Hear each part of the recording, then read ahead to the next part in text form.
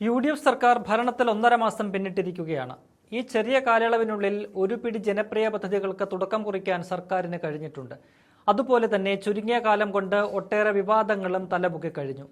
സർക്കാരിന് നേതൃത്വം കൊടുക്കുന്ന പാർട്ടി എന്ന നിലയ്ക്ക് കോൺഗ്രസിന് ചെറുതല്ലാത്ത ഉത്തരവാദിത്തമാണുള്ളത്.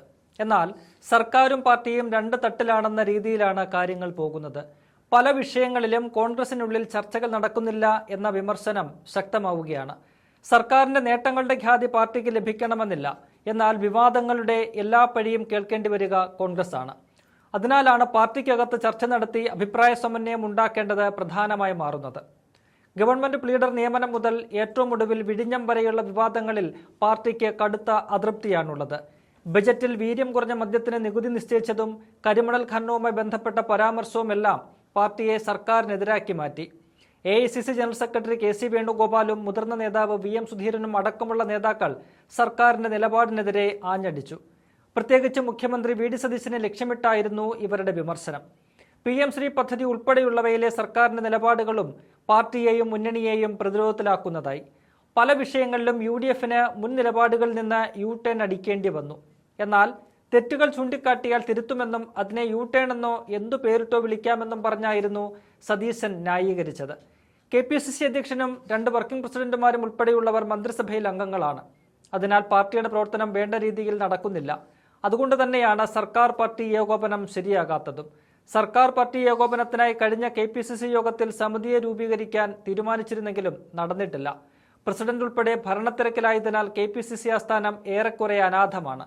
പാർട്ടിയിൽ ആലോചിക്കാതെ നിർണായകമായ വിഷയങ്ങളിൽ സർക്കാർ മുന്നോട്ടു പോകുന്നതിൽ നേതാക്കൾക്കുള്ള എതിർപ്പ് ഇപ്പോൾ ശക്തമാവുകയാണ്.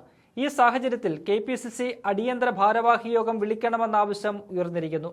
KPCC general secretary MR Abhilash ഇക്കാര്യം ആവശ്യപ്പെട്ട് KPCC അധ്യക്ഷൻ സണ്ണി ജോസഫിന് കത്ത് നൽകിയിരിക്കുകയാണ്. നിർണായക വിഷയങ്ങളിൽ പാർട്ടിയിൽ ചർച്ച വേണമെന്നാണ് കത്തിൽ പറയുന്നത്. പ്ലീഡർ നിയമനം മുതൽ വിഴിഞ്ഞം വരെയുള്ള വിഷയങ്ങൾ ചൂണ്ടിക്കാട്ടിയാണ് കത്തെഴുതിയിരിക്കുന്നത്. KC വേണുഗോപാൽ പക്ഷക്കാരനാണ് MR അഭിലാഷ് എന്നതും ഏറെ ശ്രദ്ധേയം. വീര്യം കുറഞ്ഞ മദ്യത്തിന്റെ കാര്യത്തിൽ ഉൾപ്പെടെയുള്ള സർക്കാർ നിലപാട് ഏറ്റവും പ്രതിസന്ധിയിലാക്കിയത് പാർട്ടി വക്താക്കളെയായിരുന്നു. വൈകുന്നേരങ്ങളിൽ ചാനലിൽ പോയിരുന്ന് നിലപാട് പറഞ്ഞ് വിശദീകരിക്കേണ്ട ചുമതല ഇവർക്കാണ്. എന്നാൽ മദ്യവിഷയത്തിൽ പലപ്പോഴും ചർച്ചയിൽ പങ്കെടുത്ത പാർട്ടി പ്രതിനിധികൾ മറുപടിയില്ലാതെ പതറുന്നതാണ് കണ്ടത്. ഇക്കാര്യം തുറന്നു പറഞ്ഞ യുവനേതാവും ചാനൽ ചർച്ചകളിലെ സ്ഥിരം സാന്നിധ്യവുമായ ജിൻഡോ ജോൺ രൂക്ഷ വിമർശനം ഉയർത്തിയിരുന്നു. കഴിഞ്ഞ 10 വർഷം ചർച്ചകളിൽ ആഞ്ഞടിച്ചിരുന്ന തങ്ങളെപ്പോലുള്ളവർക്ക് ഇപ്പോൾ വാക്കുകൾ കിട്ടാത്ത ദയനീയ അവസ്ഥയാണെന്നും സർക്കാർ ഇത്തരം അവസ്ഥയിൽ കൊണ്ടുചെന്ന് എത്തിക്കരുതെന്നും ജിൻഡോ വ്യക്തമാക്കി. ആ വിമർശനത്തിന്റെ മുന പ്രധാനമായും മുഖ്യമന്ത്രിക്ക് നേരെയായിരുന്നു. അതിനാൽ തന്നെ ഇനി ചേരാൻ പോകുന്ന KPCC യോഗത്തിൽ വിമർശന ശരങ്ങളെല്ലാം സതീശന് നേർക്കായിരിക്കുമെന്ന് ഉറപ്പ്. മുഖ്യമന്ത്രി എന്ന നിലയിൽ സർക്കാരിന്റെ തീരുമാനങ്ങളുടെ എല്ലാം ഉത്തരവാദി സതീശനാണ്. അപ്പോൾ കടുത്ത വിമർശനങ്ങൾ ഈ വിഷയങ്ങളിലെല്ലാം ഉയരുമെന്ന് ഉറപ്പ്. അതിനെ എങ്ങനെ സതീശൻ നേരിടുമെന്നതാണ് പ്രധാനം.